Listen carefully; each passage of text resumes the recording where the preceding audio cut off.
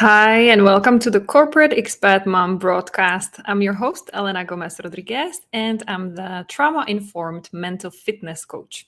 And if you are tuning in today, it means you got intrigued by the title, Done is Better Than Perfect. So I will make a couple of assumptions here. You might be struggling, as well as I am, with some perfectionist tendencies.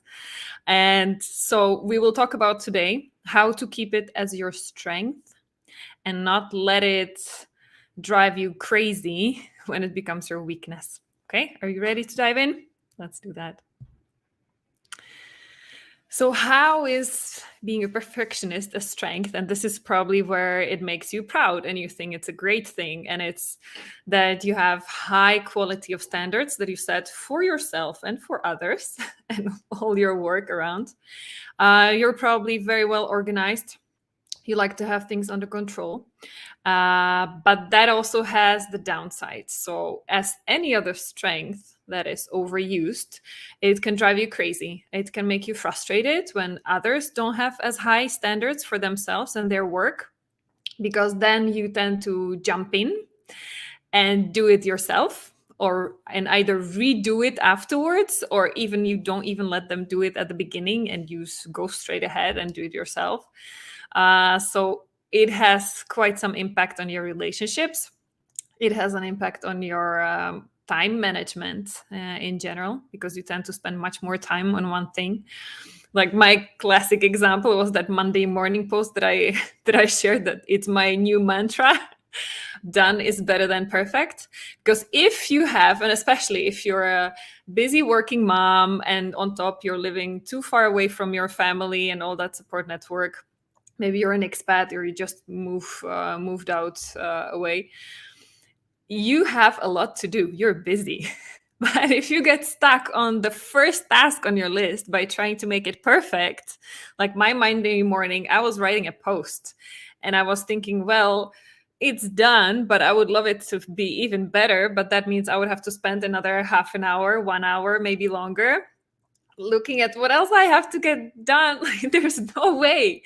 So there's this constant pull between, do I do it perfect and as well as I think like is my standard, or do I get moving? So it creates stress, it makes you overworked, it makes you frustrated, sometimes resentful, like how come I'm giving so much time to this thing and there's not enough energy coming back.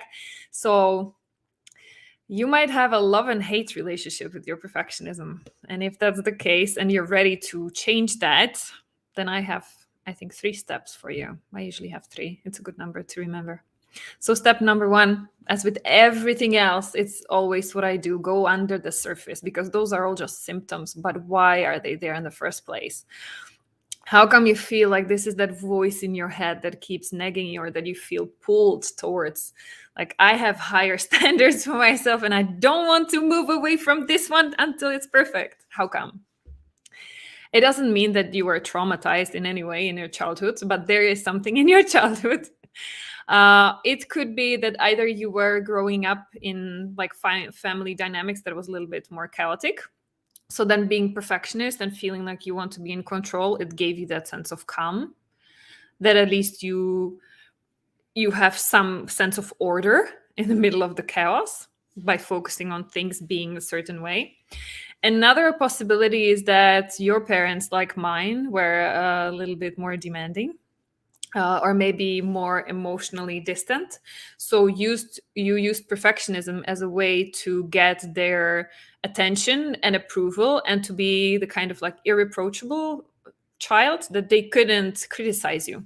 Because what we all have in common, we who have the perfectionist tendencies, we hate being criticized. So by criticizing yourself actually and pushing yourself to be perfect, you're avoiding that criticism to come from the outside. You do it first to yourself to make sure you're up to the standards, so that nobody else can come and tell you like, no, you have to try harder and better and you're not good enough. So this is our way how to kind of like preempt this situation and not get into it in the first place. So once you see that, like, ask yourself, dig a little bit in the background in your childhood, like what was the trigger for you? How did your perfectionist voice get in your head in the first place? Because not everybody has it, but a lot of my clients do. So I can relate. I feel your pain. I've been there exactly myself. Once you manage to see what it was that started it, you can also start unpacking those lies, because those are lies, right? Which one do you tell yourself? It's up to me to fix whatever mess I encounter. Perfectionism is good, and it makes me feel better about myself. Yeah, because you can judge others who have lower standards. So it's the comparison trap, and you're the winning part because you have the high horse. Huh? There's usually a clear right and clear wrong way to do things. And mine is the good way. That's the highway. So just think about this. And you can take some more time. You can pause this video if you're watching the recording. Think back into situations where these were not true in your life. Those are lies. Find proof. Think for the recent examples of situations that show you that these are lies. Your perfectionist is not helping you if you get hijacked by that. Okay? Do this homework. Because once you see it's a lie, you can actually detach yourself from that. So you have a perfectionist voice in your head, but you are not a perfectionist. It's just a part of you, but you can learn to manage it. You don't have to be controlled by it. See the difference? Detach. And switch to sage. So sage is the other part of your brain that once you detach from that hijack and you access your wise, the voice of wisdom and of calm, what shows up for you then? In mental fitness, we call it the sage. This is your sage. And one way to do that would be to shift from the perfectionist who's so detailed oriented. Go and take the helicopter high up, see the bigger picture. Classic coaching question. What will matter the most in 10, 20, 30 years from now? Look at the situation in which you're now. So for me, I was like writing there the post, trying to make it perfect and feeling this pull to move on or make it even better. Doing that helicopter view, okay, 20 years from now, will it matter if I made like a typo in my post or if it was not the perfect spot on messaging, if few words or sentences were off? What matters the most? That I did a broadcast that was not perfect, that was not like professionally. I'm not a professional speaker. I'm an introvert. I don't like doing things like on camera, but hey, here I am. It's not perfect, but it's done and it creates value. So what is it that you are doing that 20, 30 years from now will have more value than the perfectionist details around the edges that may not have been ideal? Yeah, that's one way how to shift from sage. That's one of the sage questions. The other two perspectives that I wanted to offer is mastery over perfection. So if you feel yourself being stuck on one thing that you want to really nail down perfect, think about that. And you can let me know. I don't know who said that. It takes 10,000 hours to gain mastery. Was it Stephen Covey? I didn't do the check on the research, you see, not perfect. But 10,000 hours, it's proven by research as well, 10,000 hours to gain the mastery. So would you rather spend those 10,000 hours on doing it once and trying to nail it down perfect?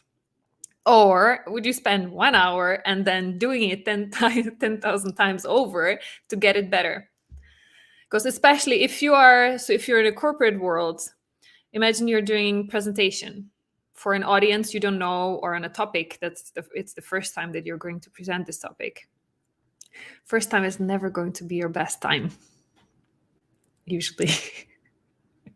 But that's why it's the rinse repeat.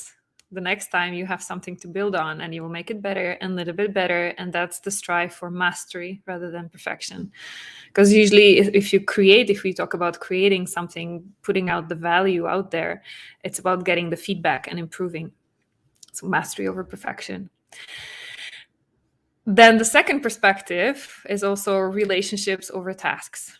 Because I don't know how about you, but when I get stuck on my perfectionist, like when I get hijacked by my perfectionist voice, it's usually because I focus on that thing that needs to get done and I want it perfect.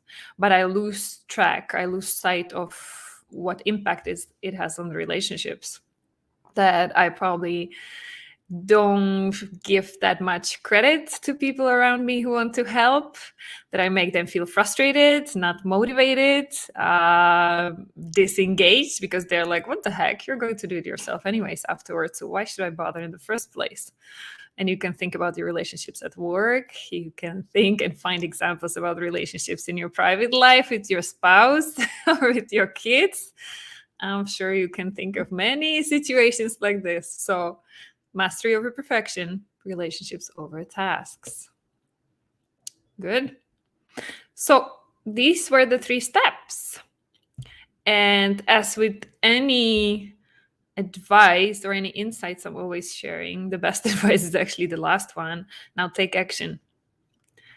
The information is just 20%, and the world around you is full of information, and you're so smart, you know how to get it, where to get it. Where the rubber meets the road, where the transformation happens, is in your action and actually doing something about it. Otherwise, it's just, good to know. Okay, bye, next. Off to consuming another piece of free content with no actual result. It's a waste of your time. So what are you going to change now that you realize what your perfectionist hijack is costing you? Little things, doesn't have to be big.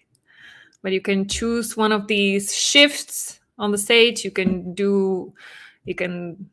post a reminder, post-it note on your desk or on your mirror, whatever will work for you. Shift to the bigger picture perspective, or remind yourself mastery over perfection or relationships over tasks, whichever resonates with you for that thing. Just do something about it. Good.